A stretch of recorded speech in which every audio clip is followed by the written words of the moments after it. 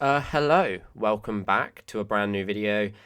A little bit different vibe from yesterday's video, I can't lie. I had to go straight from the Carabao Cup Final to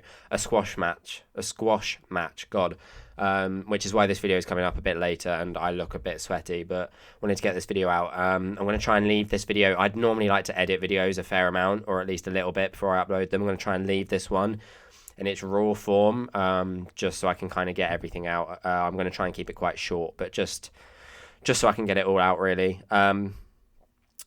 That was shocking. Like, let's be real. That was absolutely abysmal. And granted, we had a lot of chances. I said that yesterday. I thought, regardless of whether we take them or not, we will create a lot of chances. Liverpool did as well, but that was just appalling, wasn't it? Like, if you're a Chelsea fan, you know exactly the problems we've been having all season, and we just saw them again. I don't really know where I want to start with this. I'm going to do a proper tactical deep dive into how we lost tomorrow. I want to have a look at like the actual reasons and the tactics that Pochettino got wrong, before you start saying we played all right for like the second half. We still had a lot wrong with that team. We should have done much better. I think this is a big turning point in our season. If we'd won, I think we would have been sparked onto a massive purple patch. Maybe is a bit of a stretch, but I think given that the Crystal Palace, the Aston Villa, the Man City result were all quite positive and we played quite well, I thought we'd take a lot of that into this game, and I thought if we won, we'd actually maybe spark at least something to finish the season with. Bit of silverware for all the young players. Maybe gets a bit of confidence in the team, gets the fans on side a little bit more. But no, that was atrocious. I mean, you can pick apart like who played well, who didn't, but realistically, none of them played well. I think maybe you could say that other than Petrovic, maybe Colwill and Palmer are the only ones I thought put in a bit of a shift. I thought Sterling, Jackson, for the most part, Gallagher. I mean, the chances he had in the end of the second half. I think the game can be split up into like different sections. Obviously, Liverpool played a severely weakened side. Like, it was severely lacking in quality when you think. I mean, they've still got a very strong side, but when you look at the likes of Salah, Darwin, Curtis Jones, Jota, Trent, Szoboszlai, all now injured, the team they played actually wasn't realistically that strong compared to what it could have been. Sorry, got a bit interrupted there, but as I was saying, I think the game can pretty much be split up into a couple sections. The first half, Liverpool, I think, were the much better team. Granted, maybe Jackson had a couple chances and there was a few opportunities we had, but I think for the most part, Liverpool were the best team of the first half. And then coming out in the second half, I don't think we started great either. The first 10 minutes of the second half were really quite poor. I thought the Sterling goal, I will admit it was offside. I thought that maybe would have given us a boost to keep going, and maybe it did give us a little bit of something, but at the end of the day, it wasn't much. And then I think you kind of get into the next section of the game, which is maybe the last 20, 30 minutes, maybe from like from the 60th minute onwards, where Liverpool started having to make changes and their bench was severely lacking. I don't know. That's obviously not the right word to use given the outcome, but their bench was pretty much a bench of academy players, and our bench was full of people that on another day would start in our lineup. And when it gets to that point, you're basically assuming that Chelsea's first team can beat a Liverpool academy. For the most part, like Bobby Clark and Jayden Danns, like why should how did they get the better of a Chelsea team? When it went to extra time, I was looking at it thinking we've got the better subs, we've got more subs to use against a bunch of technically a half a team of academy players. Surely you go and attack that. You go and really capitalise on that. But the last half an hour of the first 90 minutes, I do think we stepped it up a little bit. Gallagher missed some really important chances. I thought Nkunku was really poor, which is annoying because I predicted for him to start and I wanted him to start, and maybe he would have done something if he'd started instead of coming on from the bench. I thought Sterling was woeful, by the way. I'd like to put that out there. Other than the goal that was offside, I don't think he contributed anything. I think the defence was really poor going into extra time. The fact that we just sat back and let a bunch of teenagers come onto us and really attack our goal, I don't understand. I think Petrovic is the only reason that we stayed in for as long as we did. And I've seen a quote from Pochettino saying that the team thought that if it went to penalties, then we fancied ourselves for that. Maybe we would have won it on penalties. When you look at that Liverpool team that were still out on the field, realistically, who's going to be taking a penalty? Probably Van Dijk, Harvey Elliott, Tsimikas. Who else? Joe Gomez, maybe. I doubt it, though. Luis Diaz, was he still on the pitch? Probably one of them. And I guess you're backing Endo after that because he's an experienced player. Are they the best penalty takers? No. Is Petrovic... He has been good at saving penalties so far this season, granted. He's not faced loads, but he has saved one or two, I think.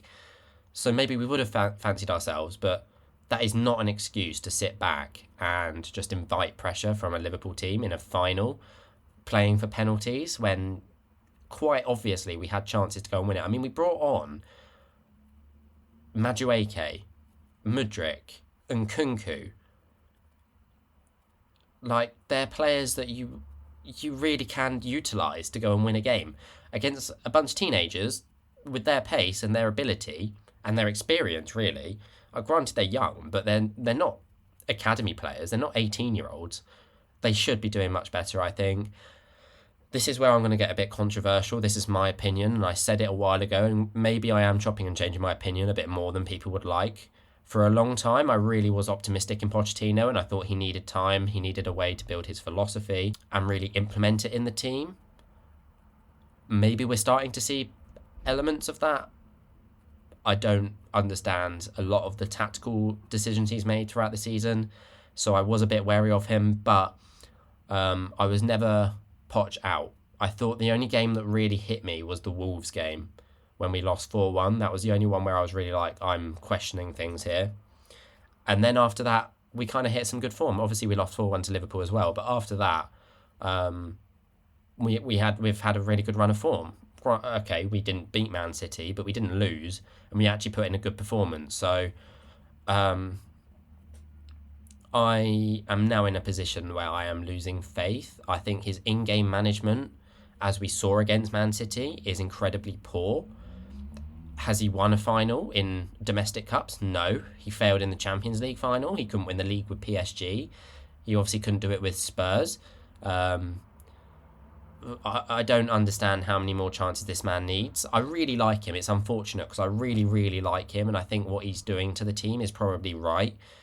From what you hear from journalists and things, the way he controls like the background, like the dieting, the exercises, the training, the intensity, it all sounds perfect and what you want from a manager. It sounds like what he's doing is right to get the team performing, and yet it's just not working. Our fullbacks, when you look at what he did at Spurs with Danny Rose and Kyle Walker or whoever it was at right back, they were electric. They were actually enjoyable to watch, and yet now we're looking at, granted, Gusto, and when he has played, Reece James have been good. Chilwell looks shocking. I have not seen the same Chilwell that we saw under Tuchel for... I mean, I don't think I've seen him since Tuchel left. I've not enjoyed watching Chilwell when he has been fit since, and I don't think Colwell at left back, he's not bad there, but he's definitely not the solution. We needed left back. I don't think Cucurella is really good enough either. I thought Colwell played all right. I was going to do a player ratings today. I just couldn't. It was going to demoralise me too much. Petrovic and maybe like Palmer were the only ones to get maybe above a 6. Like, that's just poor. It's just awful. And I do start thinking it. I think regardless of what happens this season, Pochettino will be the manager. Whether he's the manager next season, I don't know. I think Todd Boehly and Badad Eghbali really like him. I think they see a lot of optimism in the way that he's leading this team.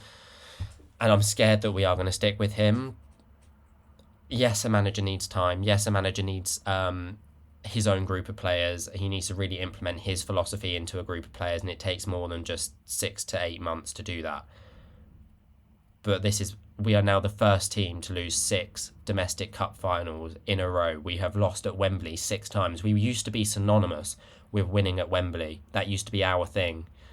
And now we can't do it for the life of us. I mean, I actually thought it was going to go to penalties again, and if we'd lost on penalties, I would have been heartbroken. I just think Poch is on thin ice, and I think he's starting to lose a lot of the fan base as well. If we'd gone out and attacked this game, played well, and just lost because of a Van Dijk header, I would have been less mad about it. I'm glad I've had time to digest and get over the score.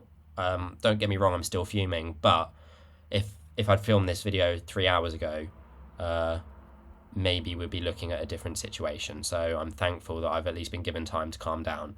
But I'm not happy, and I don't think a lot of the fan base are happy, and it's going to take a lot for him to win the team back. I think the team is just poor. Like, when you look at how they have been playing, it's been clicking, but why did Sterling start? For what reason did Sterling start that game? I know he's played recently, but he's not played well. He's not been brilliant that he's earned his way into the team. I'm not having him being a first name on a team sheet. He's not.